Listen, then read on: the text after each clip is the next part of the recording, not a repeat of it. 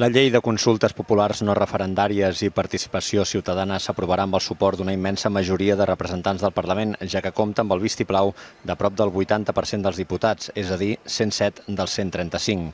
Una norma que va començar el seu tràmit parlamentari el 19 de març de 2013 amb el suport dels grups de Convergència i Unió, Esquerra, el PSC, Iniciativa i la CUP. Només el PP i Ciutadans hi estan en contra. Després de més d'un any de discussions i de ser aprovada per la Comissió d'Afers Institucionals el passat 16 de juliol, la llei tirarà endavant amb l'aval emès del Consell de Garanties Estatutàries de Catalunya, que el 22 d'agost va emetre un dictamen que validava de manera íntegra el text de la proposició de llei, verificant que el seu contingut s'ajusta tant a l'Estatut com a la Constitució.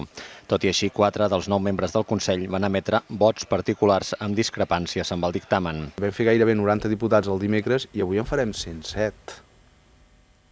I compte que 107 és el que vol impugnar el govern d'una cosa que han votat 107 diputats. Per tant, el valor que ajuda el PSC és aquest, de dir, escolti, senyors de l'Estat, vostès no estan impugnant una llei que s'ha aprovat 51 a 50.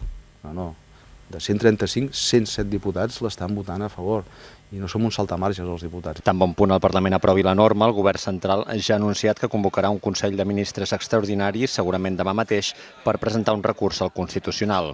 Un recurs que immediatament paralitzarà la llei de consultes independentment de la decisió que acabi prenent el Constitucional, que disposa de 5 mesos per mantenir o aixecar la suspensió.